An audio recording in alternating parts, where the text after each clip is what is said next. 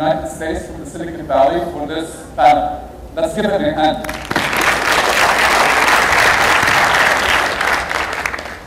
So, by the way, Saad and Oleg, they are both major ecosystem players and venture capitalists. I'll let them introduce themselves, but go ahead. Well, first of all, hello. Thank you for having me. My name is Saad Khan. I'm a partner at a venture firm in San Francisco called CMEA Capital. We're about a mid-sized venture firm. We manage about $1 billion, a little bit north of $1 billion, and we deploy around the world. And I tend to be the guy who focuses entirely on digital media, web, software stuff. So I manage my own allocation. I'm usually making investments incredibly early in companies that aren't companies, they're usually people. Prior to CMEA, I was at another firm called Garage Technology Ventures. There's a guy named Guy Kawasaki who blogs and tweets and writes a lot. And so we started the first startup incubator in Silicon Valley. I personally am kind of a film junkie. I started an angel network that invests in independent films, so I spend a lot of time producing movies. I also teach at the Stanford Design School occasionally around things like liberation technologies and new ways to use tech that people haven't thought about that actually has some social good. So that tends to be, that's me in a nutshell for now. Okay. Yeah. Thank you. That's really cool. Hi, thanks for being here. My name is Oleg Kaginovich. I'm formerly from Silicon Valley. I've been both an entrepreneur and on the venture side. I'm still a venture partner with a small fund called DFJ Frontier, which is part of the Draper Fisher Jurgensen family of funds. And altogether, it's maybe $7 billion or so under management. Although our fund, we're closer to about 90 million under management. We focus on various seed and early stage investments. So it's likely that the two of us would have crossed paths had I remained in California. And I already crossed paths with some of my partners. Here, I work with KAUST, the Campbell University of Science and Technology, helping to build out a venture capital fund. We also have an entrepreneurship center that we've launched, and it's now opening up to the rest of Saudi outside of KAUST. So if you have ideas and you have businesses, we may be able to help you there as well. And we also have a small seed grant program to help innovators move their ideas from idea stage through basic functioning fundamental prototype. So that's what we do at KAUST. And on the side, I've also been a professional musician for a minute. I actually have my saxophone at KAUST, so if there's ever a party, I'm happy to play. And we'll end it right there. Okay. Thanks. Awesome. Well, our first speaker on his way is this Balik Siraj, and then he's the CEO of ICT Ventures. He's going to be here in a few minutes. Balik, there you are. Good time.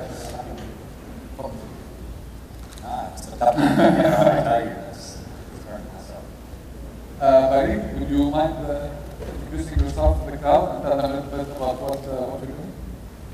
My name is Balik Siraj.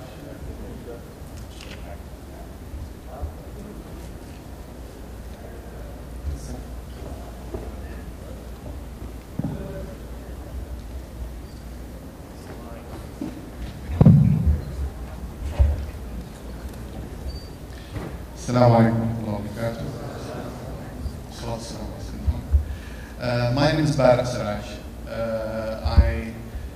I'm an entrepreneur at heart. I'm currently a venture capitalist. I started companies, I failed in companies. I'm proud of my failures. And my failures made me stronger. Now I'm in a position to invest in ICT companies. We don't invest in seed stage or angel or A, we invest in the growth stage. And I would like to see more and more of VCs and entrepreneurs in Saudi. Thank you. There is actually nowadays a lot of hype about tech entrepreneurship, as you know. It's all over the media and events. You hear about entrepreneurship, and governments want to do stuff. There's a lot of NGOs that are doing a lot of stuff around entrepreneurship. Here in Saudi, I'm sure there's a lot of incubators, accelerators, and funds that have been created, whether private or by the government. But when I speak to entrepreneurs, there's still a lot of complaints about lack of funding and mentorship. And then when I speak to VCs, they tell me we can't find the interesting startups to invest in. So here today, the panel is to address all those challenges with our distinguished panelists. So let's give them a hand again.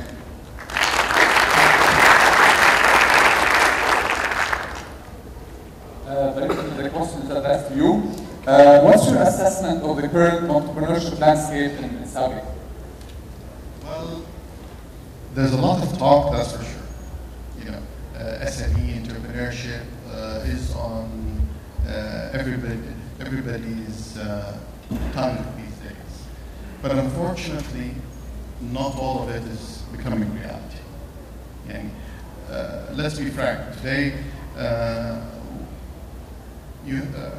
an entrepreneur in Saudi Arabia is like somebody that's trying to basically go up a very high cliff before actually starting whatever he wants.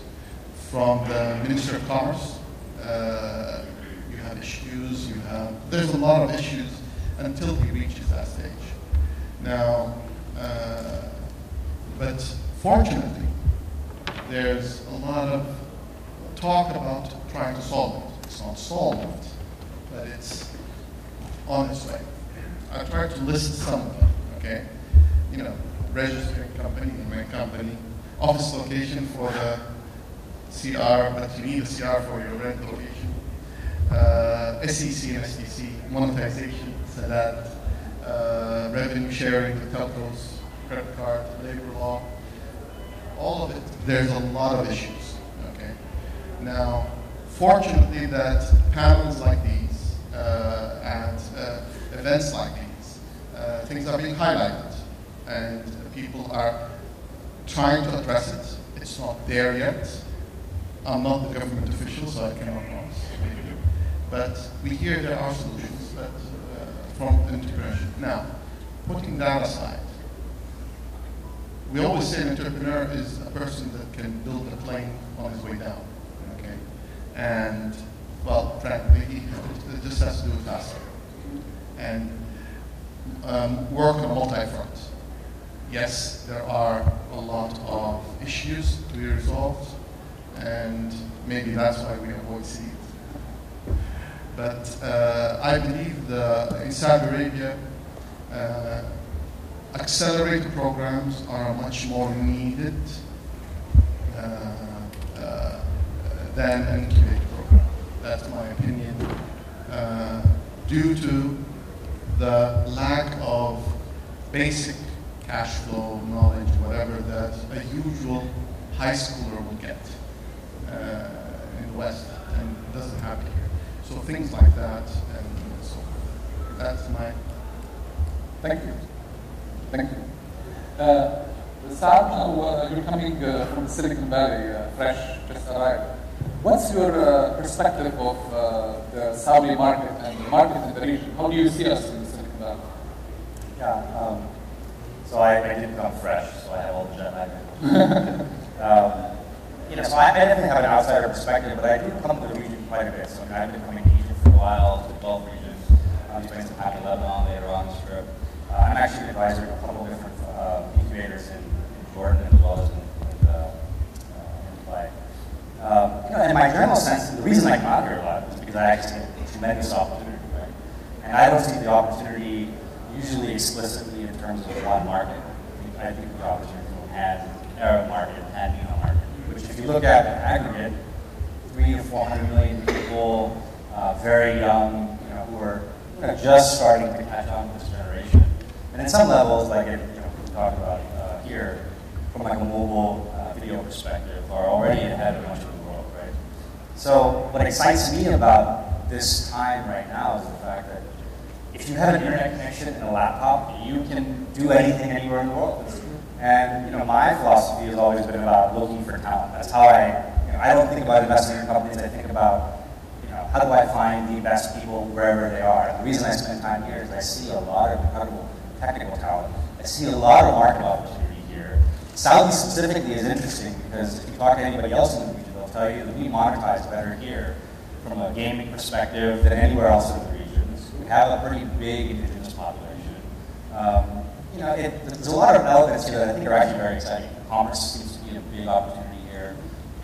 And then I like to think about it, what are the things that we can do here that nobody else has done before? So in Saudi, for instance, you have 30 million people, but at least 10 million come from a transient perspective, whether for Umrah or Hajj or other things. It's actually a really interesting market opportunity. You actually have a channel to the rest of the world on a yearly basis. And so it gets me excited about the possibilities, which is why I'm spending time here and looking to actually do investments in people. Yeah, you come from the Mecca of technology, but you have here a real Mecca. That's a real Mecca, right? So, the next question to you is, what are we missing here? Like, what is missing? Well, I think... Where's the gap? Well, I don't know if this is specific to Saudi, but in general, I think one thing, honestly, that I found the most missing element is confidence. There's something really nice. What's nice about Silicon Valley, I think for a lot of people, is when you come there, often what happens is you'll be working with somebody at a coffee shop, and you'll be working on your particular project, and then something good will happen to that person, right? His company will actually take off and will get bought. And you say, you know what, I was there when he started this thing. I remember him. He wasn't that smart, right? And if he can do it, then I know I can do it. And there's something I think that I've just found in the region being, there's a lot of information that's now available, but there's this sense of, how do we measure up? And I think the reason I'm here is I think you guys actually measure up incredibly well. And that's, to me, that's a big missing component. The other component, I think, is capital, right? It tends to be, again, the nice thing contrasting with the valley is you have a lot of concentration of capital, a lot of concentration of talent, whereas in this region, it's fragmented. You have sort of pockets of innovation, but everyone is not together, and the capital is not together. But again, what gives me confidence about the opportunity here is because the costs of starting new businesses online are effectively the cost of how much can you afford to live in your parents' house and to feed yourselves. Everything else effectively is free. I've actually seen a number of companies who never raised venture capital, who got started with an internet connection, built massive businesses, and they never had to raise capital. In some cases, companies that exited for hundreds of millions of dollars, or companies that raised money with so much leverage that at that point they had zero dilution when it came time to raise capital. And again, that's the opportunity I think is available to people today that just never existed before. And there's a lot of reasons which I'm sure you're familiar with. But again, the fact that you have 800 million people on Facebook that are your channel to the world, and it's freely available to you, is unprecedented. It's a huge opportunity. And that's, again, why I spend a lot of time out here, because I think there are going to be some big successes here. And then speaking of, a lot of people on social media, but Saudi specifically is, I don't know if you know this, we mentioned this earlier in the event yesterday. Saudi Arabia is number 2 worldwide in terms of mobile video playback on YouTube. Yeah, so one of the YouTube founders is a friend of mine, and he was telling me that, look, there's an incredible entertainment opportunity in the region, right? Because people are looking for new outlets for how to engage and what to do with their spare time. And it turns out people in Saudi clearly are also looking for more entertainment like everywhere else in the world. So I think, again, there's a lot of interesting trends here that you're kind of at the center of. And it makes me optimistic. And that's why I want to spend time on it. Okay, so if I'm an entrepreneur, what are the top 3 things that I need in order to start my business, my startup? So I love the confidence comment. That you need to believe that the solution that you've come up with can win. You have the solution to solve global problems. Start local, go global. What we do is really relationship management. It's on the investment side. Sure, we make investments, but it's really about relationship management. And from the entrepreneur's point of view, it's really no different in many ways.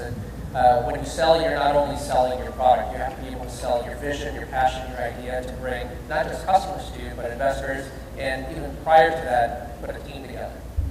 Right? So who is it that you're going to be able to that will be able to wrap themselves around you to get you where you want to go?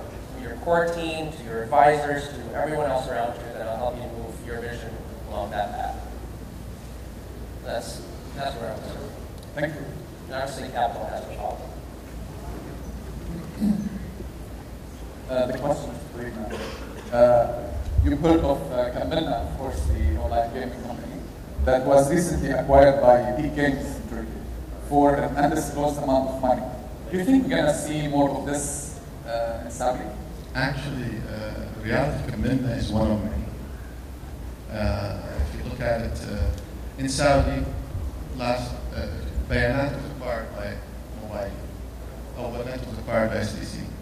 If you look at a lot of small websites, it was acquired by Diwanji and Tubi, and there's a lot of. The story is not. It's one of the first multinationals, shall I say, from an acquisition perspective.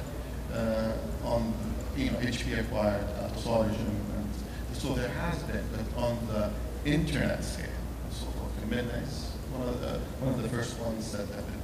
So I believe it is one of many.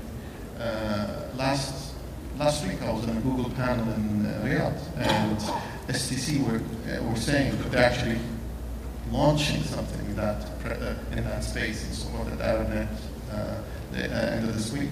So I believe the acquisitions is there. I believe that the telcos, being Mobile, STC, and Zain, have identified that their ARPU average rate per user is actually from voice is decreasing, and they need value added. And they're looking for value added services that would consume that 40 meg bandwidth at home and so forth. So they are looking for that. So I believe it will be. Kamilna is one of many, and there will be more, inshallah.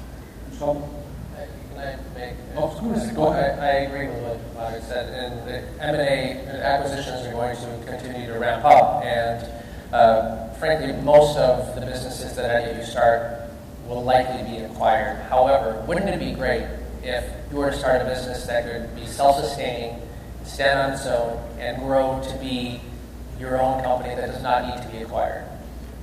Maybe go public, maybe stay private, but either way, then you can go out and acquire other businesses. So VCs don't like that. They don't like which part? Being just not selling. I want to sell. I want to go public, which is a sale. Yes, absolutely. And in IPO market, we have no control over whether or not the markets will be in a position to be able to let any of your companies go public. But I think we all, as investors, regardless of whether we're early stage or maybe a little bit later stage, want to invest in businesses that can be self-sustaining and that do not need to depend on the business being acquired, because that potentially creates an opportunity for you to become much bigger and continue on the path of controlling your vision and your passion wherever it may be. I mean, wouldn't it be interesting to have a company that started here that got big enough to start acquiring other companies? I mean, that to me is the opportunity. That's why I'm here. When I talk about thinking, that's one of the things where I feel like if I'm an entrepreneur here, that's how I would want to think about every problem, right? How can I be that big? So the conversation is flipped. Who can acquire Google? Right. I think we have one person. Yeah. I'm going to back you after this panel. By the way, we've seen that Saudi Ogier, as an example, was a joint venture that ended up acquiring Ogier in France. So the story is there. We actually invested in a company here in Saudi that today is exporting its services to the region instead of just here. So the path is there, and I believe there's a lot of entrepreneurs that are treading. Great. Oleg, the question is for you now. Saudi Arabia is leading the MENA region in many aspects. One of them is has one of the largest number of internet users. How Saudi Arabia can lead the way in the entrepreneurship in the startup scene community? Be a vibrant startup community here. Well, to have a vibrant startup community wherever you are, it really depends on having an environment that allows entrepreneurs to thrive. And I think part of the reason why we're all here is that we're seeing that yes, there's talk, but there's action that's taking place as well. There's more and more resources are being focused on education, and over time, on changing regulations, inshallah. And everything is moving in the right direction. And there are also pockets where whether it's through accelerators, frankly through CAUS, or through the Economic City Initiative, or through some other initiatives, things are starting to move even faster. To potentially allow Saudi, it has a very large market. It has people who are bright, passionate, and are already starting interesting businesses. For this to happen here, capital is certainly a challenge. And as Badr points out, there is a significant amount of capital, including Malas, that's focused on startups at some stage, but not seed, because there's a significant amount of risk.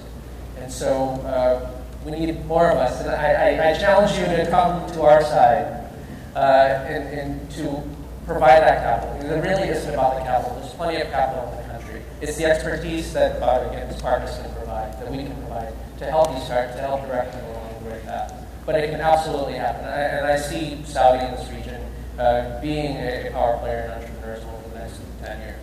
Okay. I think there's another element too, which is cultural.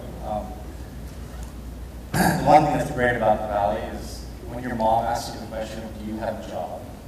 You have a massive support group of people who also can say, no, we don't have a job, we're entrepreneurs, right? Because to your parents, often entrepreneurship equals unemployment. How are you going to get married? How are people going to view you in the community? All these sorts of things. And the nice thing about the Valley is you have a bunch of other people who are in the same boat with you. And I think trying to create that same boat as part of sort of your support group when you're actually dealing with those same questions. And I guarantee you're going to fail at doing this too, right? It's going to happen multiple times. And so who are the people that lift you up? Who are the people that you look to inspire you to keep going?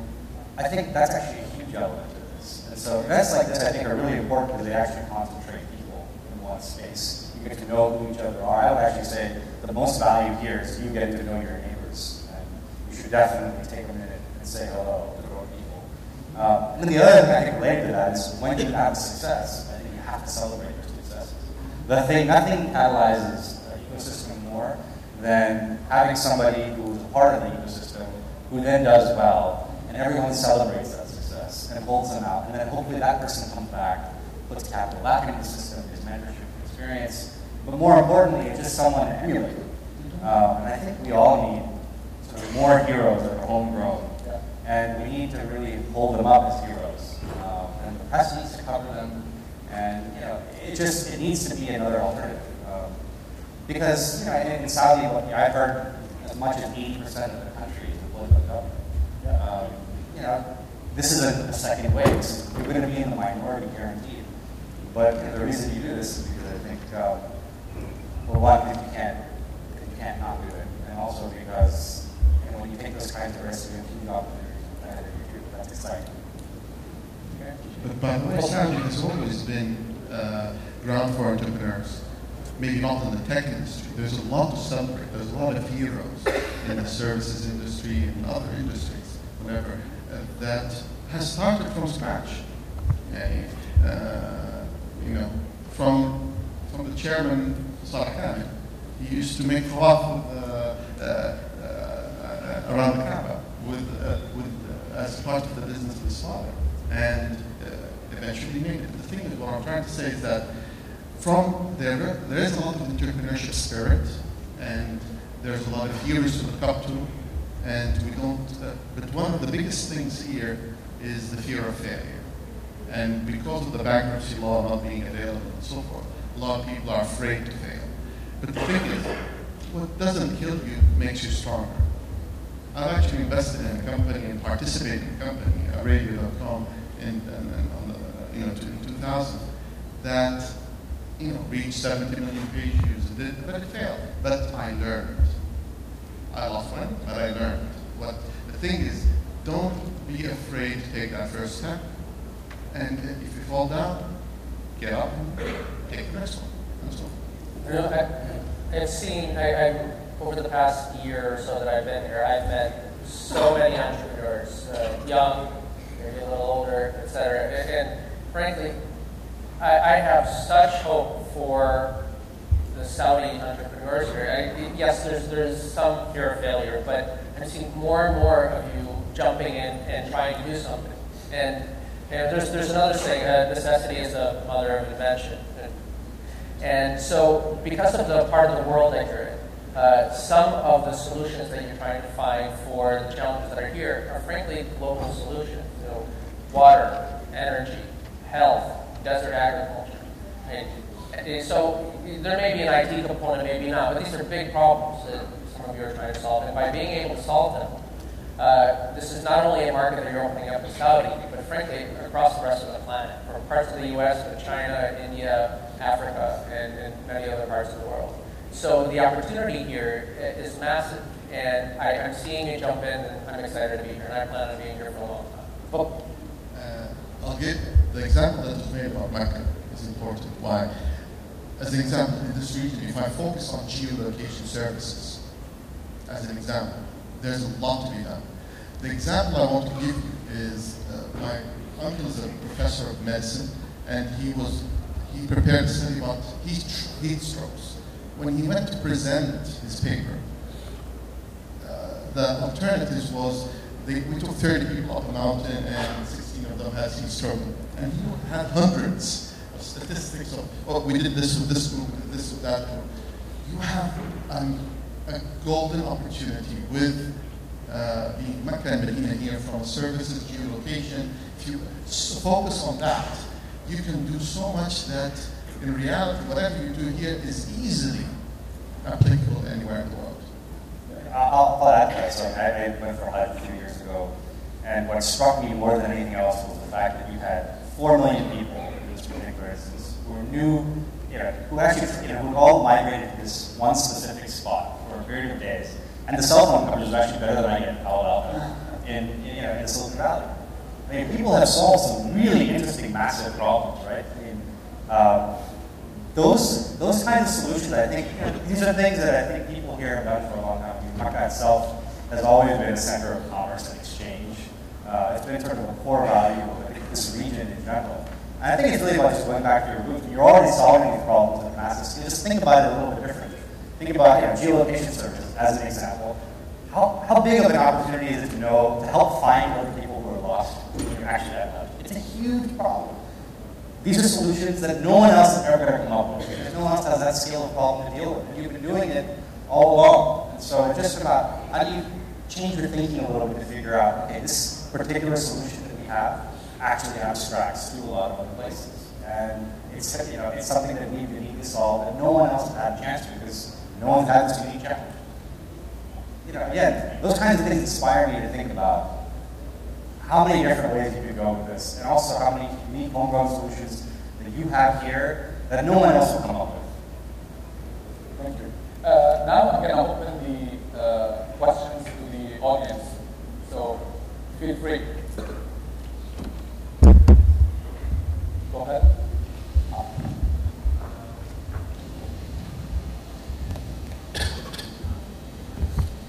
In order to, is my voice clear? Is the mic on? Okay. Okay. In order to learn from the other entrepreneurs' experience, why don't we have a program for the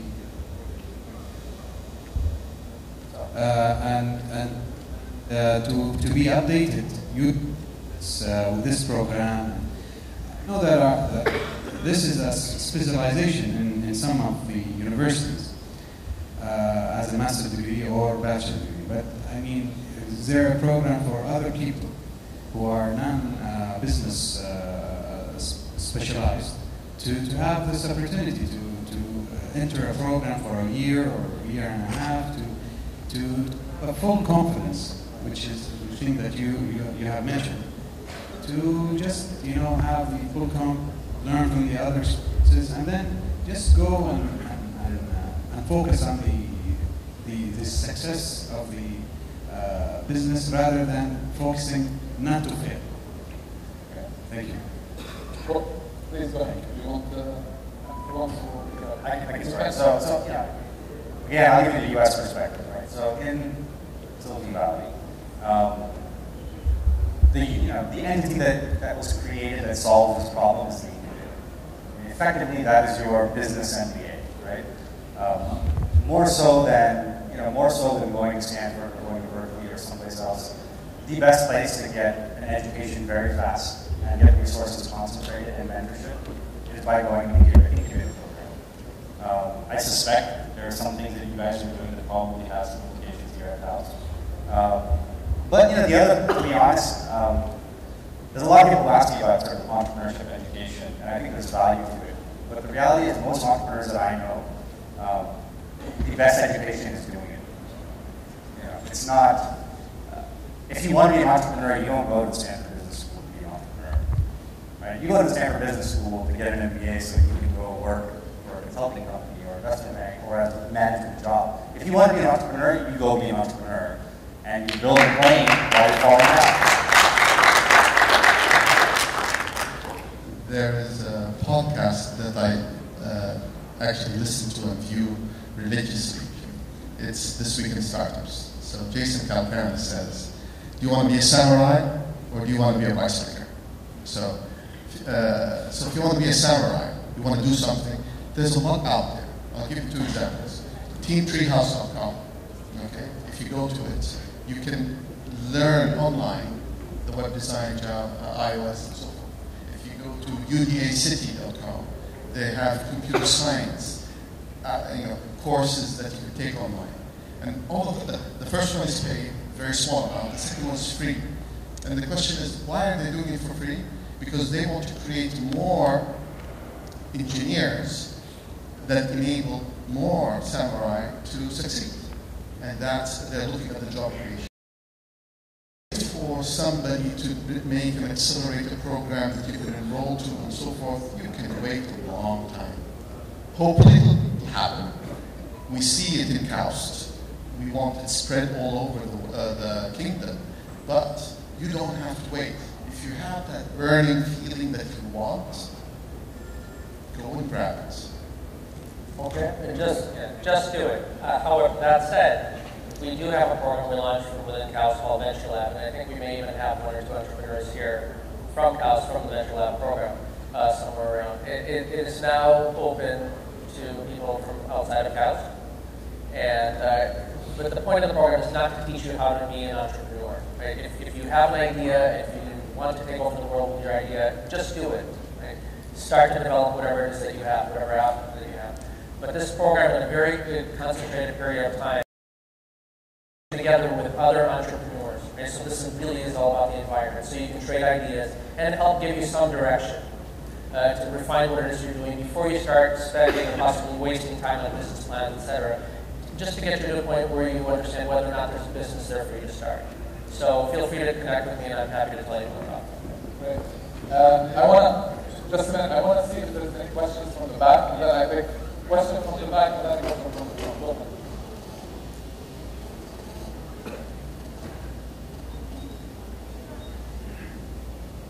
Hello? Assalamu alaikum. I just want to make a note about this topic because I have the privilege to work on a national research on entrepreneurship and among graduate students in entrepreneurship in Saudi Arabia. And I have attended like 10 forums like this on entrepreneurship. And the first thing was said here is that entrepreneurship and accelerating entrepreneurship, venture capital, angel capital, a lot of conditions to make an entrepreneur environment. But the last forum that I attended was a competitive forum at Riyadh City at January.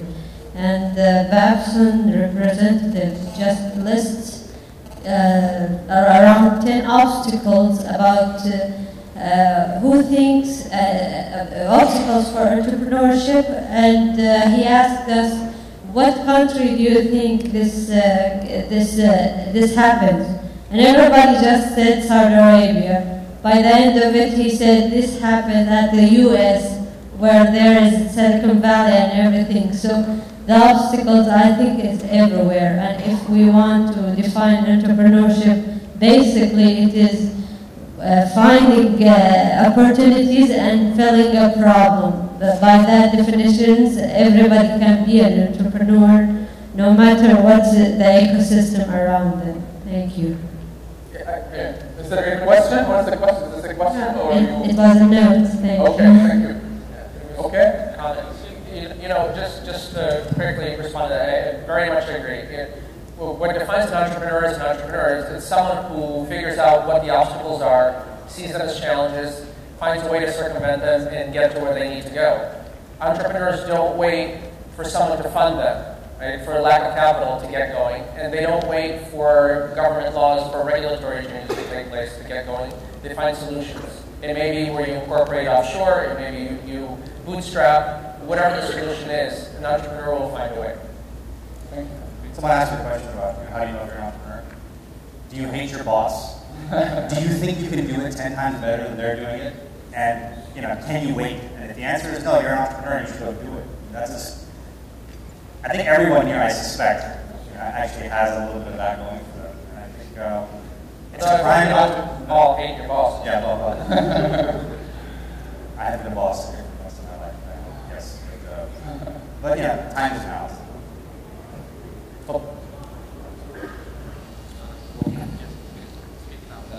I have a question for each of the panelists, so I will get their questions. I will start with you, Adam. There's one question per one question per let's leave it for the. I'm a venture capitalist by profession and a member of the SME Council in Chamber. So I will shorten my question to the maximum. There's an equity and debt financing in Saudi Arabia. We don't want to exaggerate, usually as a venture capitalist, we don't want to exaggerate the funding issue when it comes to the entrepreneurial fund. Centennial Fund or the Jamil Fund, all funding in the debt spectrum. Others are also the banks financing the debt spectrum. Those are the area financing below the $500,000, the others are above $4 million. So my question is, where do you see the funding gap in Saudi Arabia? Is it in debt or equity? Number one. Number two, where is the funding gap in terms of size? Allow me another interesting question to Oleg. Oleg, I was interested in the first day that I met you in Saudi Arabia when you came to House.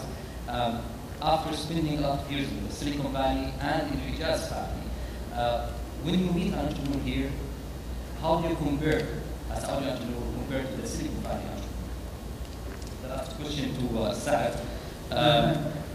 We as a venture capitalists, when we invest, we're going to make the next Twitter or the next Facebook, which is not usually the case. As you saw from the statistics, most of the Saudis are innovative in terms of content generation, not the platform generation. Okay, so that being said, what kind of recommendation from the Silicon Valley can you give us regarding the content generation instance? Okay, sorry, my friend. Which question is for you? Which question you want to answer? One of the three questions. You choose. Huh? You choose. No, you choose, please. Because I want to make it fair to the audience to ask questions. All the questions type. Okay. The first question. Okay. Abdulatif Jamil and Babdisk, as well as Centennial Fund, are not made for the tech entrepreneurs. They're made for what I label as the blue-collar worker, the one that wants to work with his hands, so forth, whatever, not the knowledge worker. So, setting those aside, they are not funding mechanisms. All these, as well as the Saudi bucket the sleeve, and all of them are debt instruments. Why? Because our commercial law is broken. Okay. Because if I'm an investor, I invest in your company in equity, and not that something goes bad, I am liable, even though I took 10%. The commercial law, the new commercial law, has been being discussed for the past 9 years. Okay? 9 years, a new commercial law has been circulated. Okay? So, the thing is, that, inshallah, being an IT man as well, okay, being the new Minister of Commerce, is a refresher that hopefully this will see the light of day.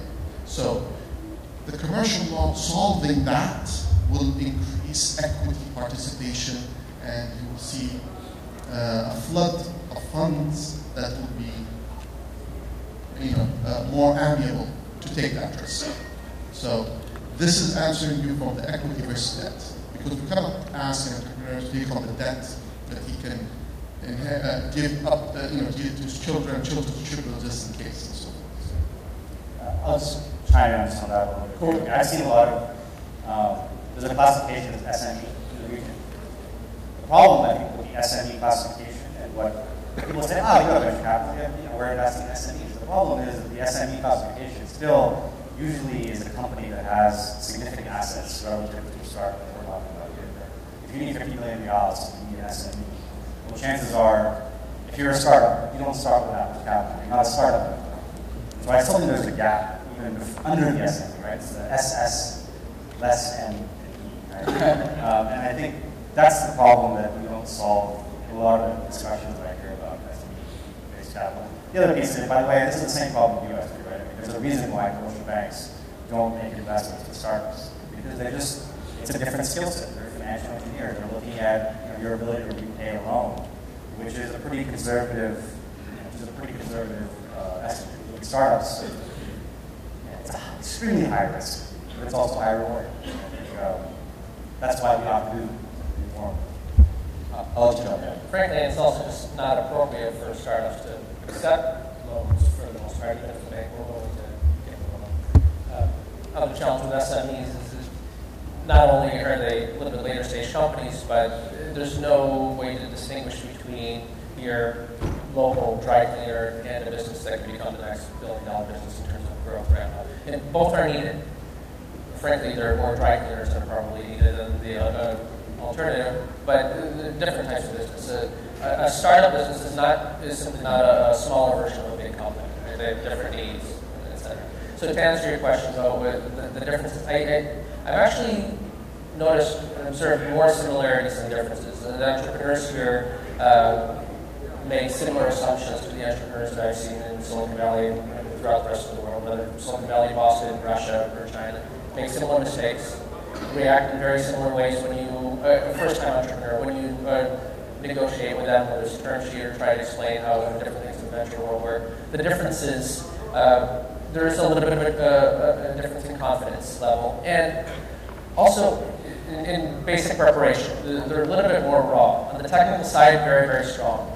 But many have possibly never seen an income statement or a balance sheet before, or just know how to think about team. And that's not because, on average, the entrepreneurs in the U.S. have all gone to business school, but it's because of the environment. They're around other entrepreneurs. They hear the talk, they hear the conversations, and just through osmosis, that's sucked in when you're around other people who are having those same conversations. So that will happen over time. That's part of what we're trying to do. And on the team, when you find a team member, find a co-founder that challenges you. Don't find somebody that will say yes to you and so forth. Find somebody that will challenge you, but also learn how to listen. Because a lot of us hear things, but we never listen. So just choose your co-founder right. Thanks. Any question from the back?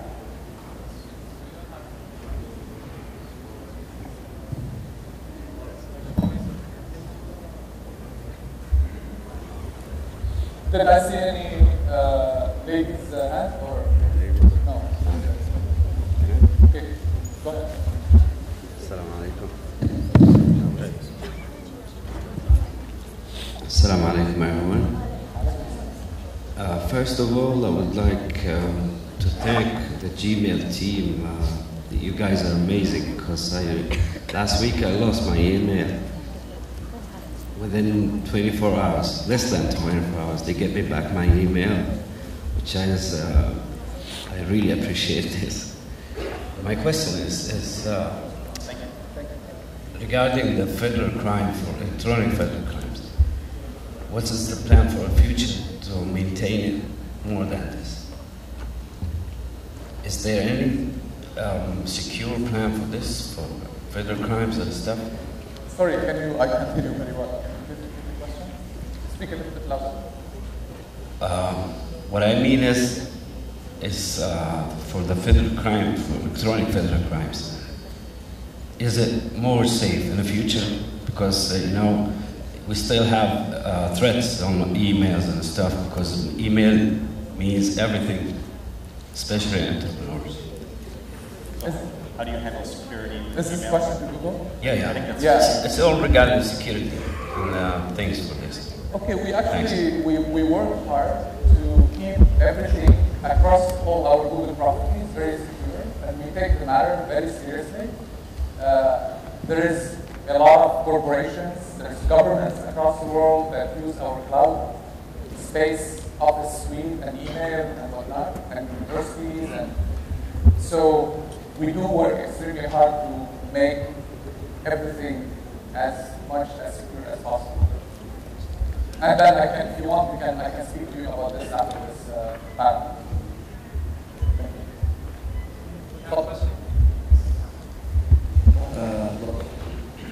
First of all, thanks for the whole list to be here, and thank you for the guest. The question is going to be like, I'm a medical student, and we have a technique called the scenario. Okay, so I'm going to show my case as scenarios. Okay, so when we talk about invention or innovation or inventor here in Saudi Arabia, we see a lot of people who can be on that Silicon Valley. Okay, you're talking about a lot about Silicon Valley. Okay, and I guess it's like a place where it looks like a gold, but it sounds like a hell. Okay, but here in Saudi Arabia, it looks like a hell, and it sounds like a hell, and you feel like a hell for the inventors. Okay. Because honestly, like when we talk about inventors, I know a guy who's like, when he was 12 years ago, like 12 years, when he was in intermediate school, he was thinking about stem cells before he heard about it, which is a major medicine field. And I know another guy who was thinking about Einstein theory before he heard about it, because we never wrote it in our books. Okay? And we know a lot of guys who can be inventors here between us, among us. The problem when you say trust a word for us as Saudi, it's need of protection. We are all sure about our ideas that it's strong. It's have a lot of strength. We know the strategy. We're thinking a lot much better. Like, because as they said in Arabic say that the needs are the mothers of innovations. So we have a lot of needs. So we have a lot of innovations, and we have a lot of inventors. But we are talking about protection. Here in Saudi Arabia, we don't have any kind of protection. Like, let's say an example. I have a lot of innovations. I go to the university to my doctor. Like they say, like, listen, man, we'll tell you advice.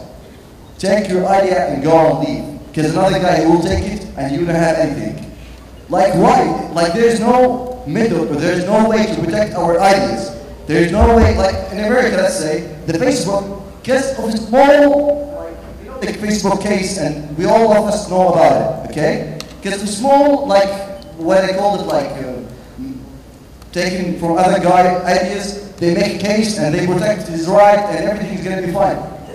Small evidence, but here in Saudi Arabia, there is no any kind of protection, even with the commercial things. So, as an inventor, with the whole circumstances around me, around the political things, around we are playing with the fires. So what do you think, what do you suggest? We are not talking about heaven, we are talking about really, really heaven for inventors. Thanks so much.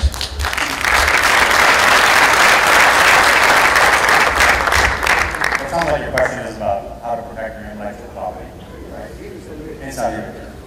Which, by the way, is this is a problem that exists in many parts of the world, right? Now, I think it's a challenge anywhere you slice it.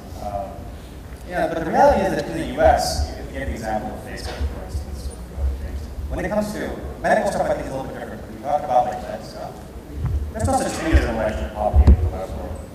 Like, if an entrepreneur, even in the Valley, pitches me on the idea that they have, the patents they filed, that means nothing. And the reason is because the idea, in these cases, is all about the execution. It's not about the idea. So I get the other question all the time about, hey, how do you feel about signing an NDA before you actually present the idea? There's not a single venture capitalist or entrepreneur, frankly, in the Valley who will most of the time. And the reason is because if your idea is such that if you tell somebody by telling them you've given away everything, then you probably didn't have very much in the beginning, right? Because at the end of the day, I had the idea for Facebook 15 years ago, okay? And I can tell you a bunch of other people who did too. But the reason that I'm not Mark Zuckerberg, and Mark Zuckerberg is Mark Zuckerberg, is because he executed on a way that no one else did, right? I know Jonathan Abrams, for instance, the founder of Friendster. He had that idea and was working on it. It's probably very painful for him, but he's not, Mark Zuckerberg. But there's a reason, because I think the execution is the idea. And especially in the web world, I think patents actually mean nothing. For instance, Priceline had a couple patents. Amazon, one click has been a patent. These process patents, generally speaking, I think are not defensible because everyone can find 100 solutions around your particular articulation. You can protect yourself from even the email. Like I said, I want my the email by that day. Well, you can already, even if you got like a favorable. It doesn't matter. That you had the idea on that day, nobody will protect you. What he's trying to like only the government. So think about it in a different way. What he said is true, unless it's really medical or life science. Anything else really doesn't matter. And even if it did, let's say you had some just killer algorithm that really needed to be protected, and you somehow were able to protect it. It's only as valuable as your ability to hire a sufficient number of lawyers to enforce that protection, right? So if it's a much bigger company, it wouldn't matter. Either way it wouldn't matter. There was actually, for some of you who may have seen possibly the Facebook movie, at one point the actor who played Mark Zuckerberg, he actually said when they were in the court of law, if you would have invented Facebook, you would have invented Facebook. Right? You would have actually done it. You did. You were just talking about it. So it really is about out-executing everyone else, making the product, getting people to use it, and then getting people to keep using it. And so if you can do that, the IP protection and IT really is. Yeah, I can even tell you, every company that I've invested in, guaranteed has had 100 competitors at different points who copy the exact same thing as well, right? Look at Google as an example. Whatever you think. But the reality is that if it's a good idea, there will be lots of people who are going after it. At the end of the day, the only thing that matters is can you out-crank everybody else who's going after it. So that's why, for me, what that meant was I'm going to be investing in people because at the end of the day, regardless of what they do, whether they do what they pitched me on or something else, the reason I have confidence in them is the fact that I think that group of people can out-execute anybody else, regardless of the model. Because I guarantee you, whether it's illegal, as copying it as you're describing, or whether it's just a competitive marketplace, because when you do something that's pretty successful, the world goes by very fast. Execution is the idea. Gentlemen, unfortunately, we have to end here because we have another session going on in a few minutes. So I want to thank you for attending, and I want to thank our distinguished panelists for coming here.